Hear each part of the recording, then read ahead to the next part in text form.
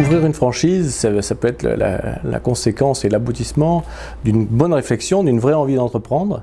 Ça peut être une bonne façon de retrouver confiance, de repartir sur un projet qu'on a choisi, sur un métier qu'on a intégré, tout en n'ayant pas forcément toute la palette du chef d'entreprise, puisqu'il y a toujours des choses, des domaines dans lesquels on est moins compétent et pour lesquels on peut se faire aider. Justement, c'est tout l'intérêt de la franchise, c'est de se faire accompagner sur les domaines où on est plus faible.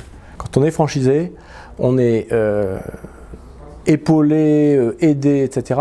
Mais on est aux rênes, aux manettes d'une entreprise et on est obligé de prendre les décisions. On est contraint de prendre les décisions quelquefois. En tout cas, on ne peut pas se retourner et dire bon, qu'est-ce qui va le faire pour moi, voilà.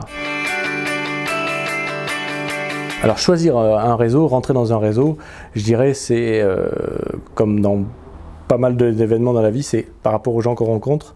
On rencontre des gens et on se dit tiens, allez, ça m'intéresse, ces gens-là ont l'air de porter un projet intéressant. Après évidemment rentrer chez Ucar, c'est mieux si on aime les voitures, c'est mieux si on les aime pas trop. Rentrer chez Ucar, c'est aussi se dire bon ben voilà, je vais être dans un métier où je vais pouvoir rencontrer pas mal de clientèle assez diversifiée, aussi bien des entreprises que des particuliers. Donc on a un produit à la fois très diversifié et une clientèle très complémentaire, quoi.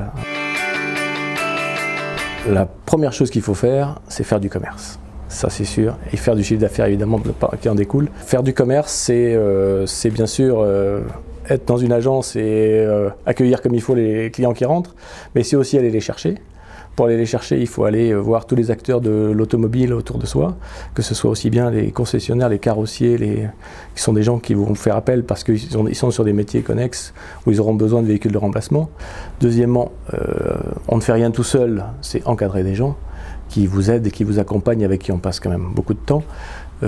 C'est les former, les motiver, les encadrer, de façon à faire progresser et le chiffre d'affaires et la rentabilité des points de vente. Et donc il faut être extrêmement précis dans un tas de domaines que sont aussi bien les chiffres que la préparation des véhicules, qui peut paraître